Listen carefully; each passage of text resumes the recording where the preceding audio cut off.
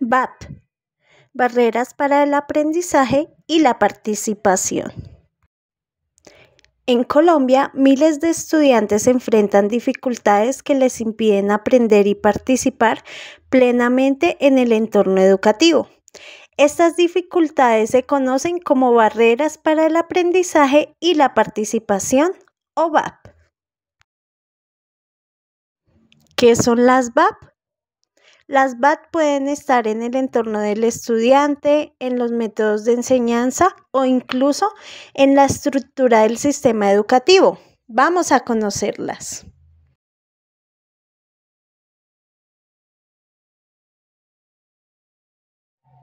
Tipos de BAT.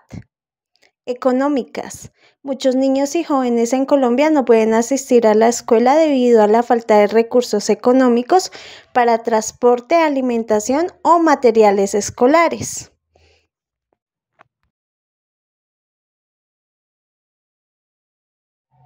Tipos de BAT. Económicas. Muchos niños y jóvenes en Colombia no pueden asistir a la escuela debido a la falta de recursos económicos para transporte, alimentación o materiales escolares.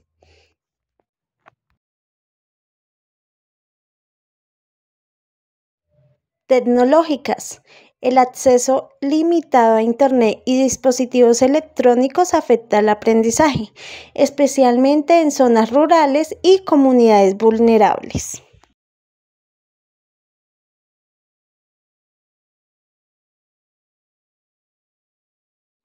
Socioculturales.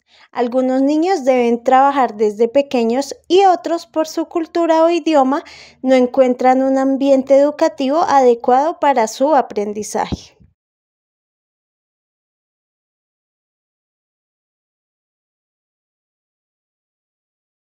Infraestructura y recursos.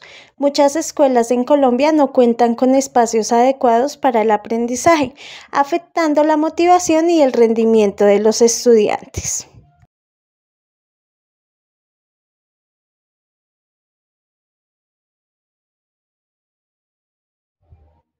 Enseñanza y currículo. No todos los estudiantes aprenden de la misma manera. Es clave que los docentes implementen estrategias inclusivas para apoyar a cada estudiante según sus necesidades.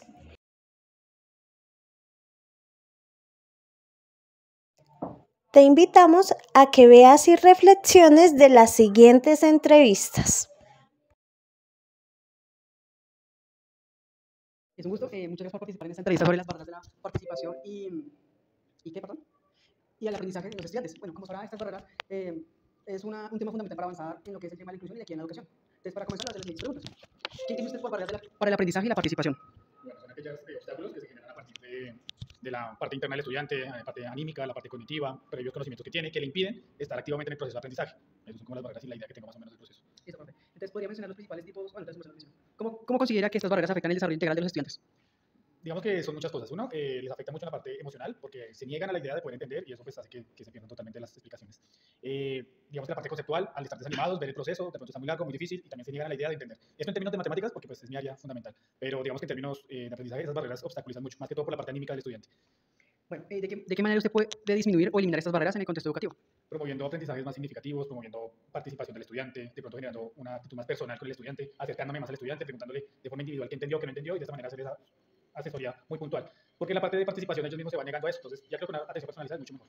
Ok, listo. Otra pregunta sería, ¿qué papel juegan las familias y en la identificación y eliminación de estas barreras?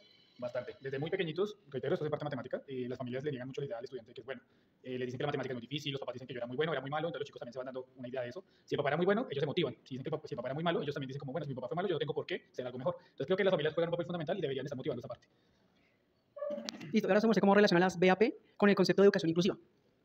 Bueno, yo creo que la educación inclusiva sí tiene unos retos, no me parece que sean tanto barreras, son retos, pero que el docente debería estar capacitado frente a eso. Y esas capacitaciones las tienen que ofrecer las diferentes instituciones, darles cursos a los profesores para afrontar esos retos. Obviamente, pues sí se entiende que es una barrera en términos de que si yo no sé cómo manejar a un estudiante con algún tipo de déficit o de algún tipo de dificultad o de barrera, pues me va a costar bastante. Entonces creo que por ese lado, capacitación y como les digo, no cerrarse la idea de que si yo no sé, no lo voy a poder enfrentar. Al contrario, tomarlo como una experiencia y que sea lo mejor para cada una de las dos partes.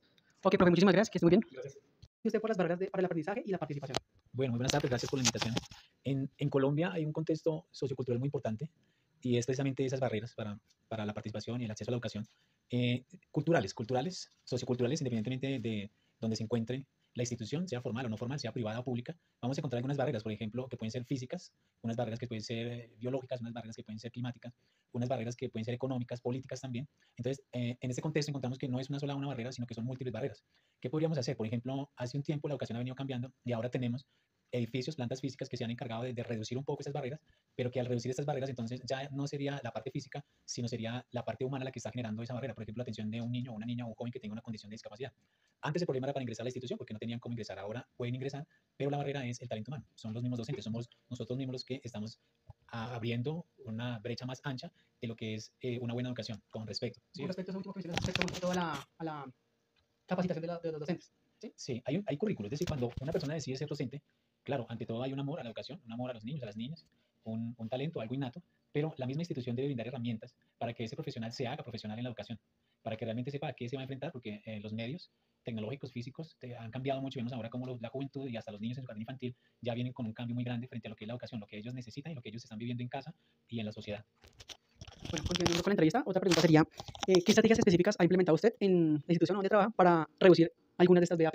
Bueno, ahí la estrategia va en común, es decir, no podemos trabajar como personas independientes. Digamos, tenemos que ser un equipo desde el colegio, sea el colegio público o privado, desde el grupo de docentes. La estrategia es el trabajo en equipo, la escucha, el entender, el ponerse en los zapatos del niño, de la joven o de la persona mayor, porque incluso en este momento hay personas mayores que quieren ingresar a hacer su estudio porque antes no lograron estudiar por las dinámicas culturales. ¿Y usted por las barreras para el aprendizaje y la participación?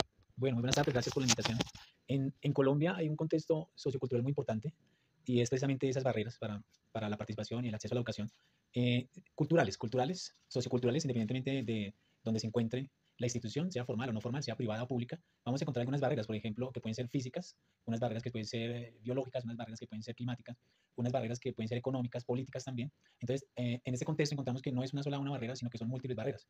¿Qué podríamos hacer? Por ejemplo, hace un tiempo la educación ha venido cambiando y ahora tenemos edificios, plantas físicas que se han encargado de reducir un poco esas barreras, pero que al reducir estas barreras entonces ya no sería la parte física, sino sería la parte humana la que está generando esa barrera. Por ejemplo, la atención de un niño o una niña o un joven que tenga una condición de discapacidad.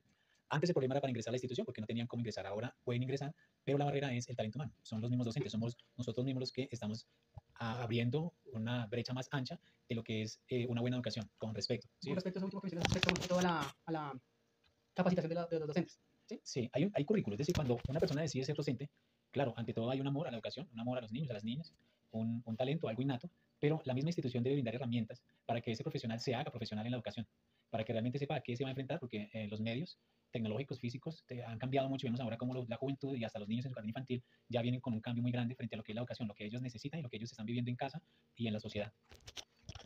¿Cómo superar las BAP?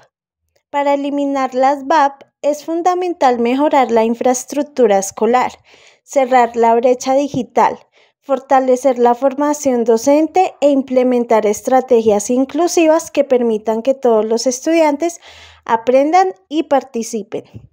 Reflexión final. Las barreras para el aprendizaje y la participación no son un destino. Son obstáculos que podemos superar juntos. Hagamos de la educación un derecho accesible para todos. Haciendo una reflexión sobre las entrevistas dadas anteriormente, podemos concluir que entre los distintos tipos de barreras para el aprendizaje que hay ciertos tipos de barreras que son más principales que otras, como pueden ser las barreras actitudinales, barreras pedagógicas y barreras como de comunicación. Este tipo de dificultades en la comunicación, por ejemplo, entre los docentes y estudiantes, puede llegar a ser un gran complejo, una gran barrera en estos ámbitos. Al igual como las barreras pedagógicas, como lo que son las metodologías de enseñanza flexibles y la falta de adaptación a los diferentes ritmos de aprendizaje que hay. Al igual que también las barreras actitudinales, como lo que son prejuicios, estereotipos, bajas expectativas hacia ciertos estudiantes o cierta discriminación. Y bueno, como lo ha mencionado previamente nuestros entrevistadores, entre las distintas formas o métodos para disminuir este tipo de barreras, puede ser lo que es fomentar una cultura inclusiva, con el fin de promover el respeto a la diversidad, la empatía, la colaboración en el aula y en una escuela en general. También está lo que es la adaptación de la enseñanza. Digamos, más que una capacitación para los maestros, se busca que cada maestro tenga como una especie de innovación en sus metodologías con el fin de que, digamos, este aprendizaje o esta comunicación con los estudiantes sea más amena. Por último, también tenemos que tener muy en cuenta la influencia de los padres en las barreras de aprendizaje. Digamos, como ya se ha mencionado antes, este tipo de influencia es bastante importante con respecto al proceso del estudiante.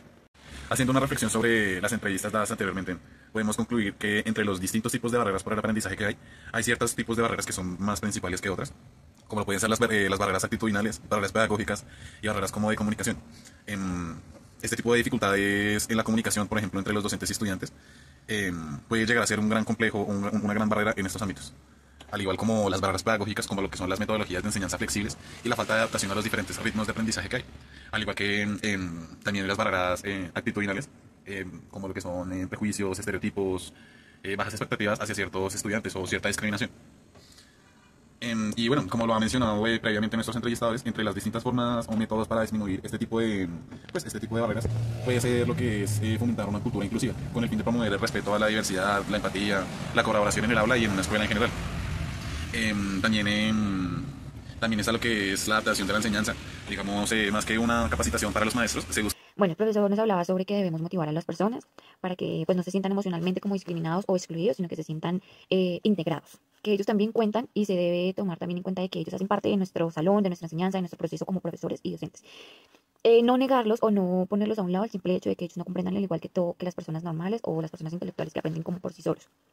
También nos habla sobre los obstáculos. O sea, creo que para un niño esto no es un obstáculo, sino un reto.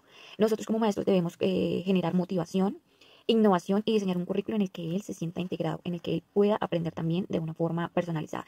Que también se tome en cuenta los aprendizajes de él, que si tiene algunas dificultades, barreras, pues nosotros como maestros las podamos solucionar y tomar como esa parte personalizada. También crear pues el currículo donde también se vea la parte de incluir al sujeto. Y también nos habla de que esto no solamente pasa en los colegios o universidades, sino también viene de la casa. Lo emocional, pues, afecta tanto a nuestros niños como a nuestros jóvenes y adolescentes. Eso de que como su papá no fue bueno en matemáticas o en inglés, pues usted tampoco lo va a hacer. No, no hay que bajar esa autoestima, no hay que negarle la posibilidad de que ellos pueden también aprender. Hay que crearles libertad, hay que incluirlos y hay que motivarlos con cosas innovadoras y que ellos puedan aprender. También creería que nos habla mucho sobre la innovación. Tenemos que ser muy innovadores porque pues ya la tecnología nos está abarcando mucho, entonces creo que debemos ser pensantes y conceptuales como en lo que vamos a crear para que ellos nos puedan entender.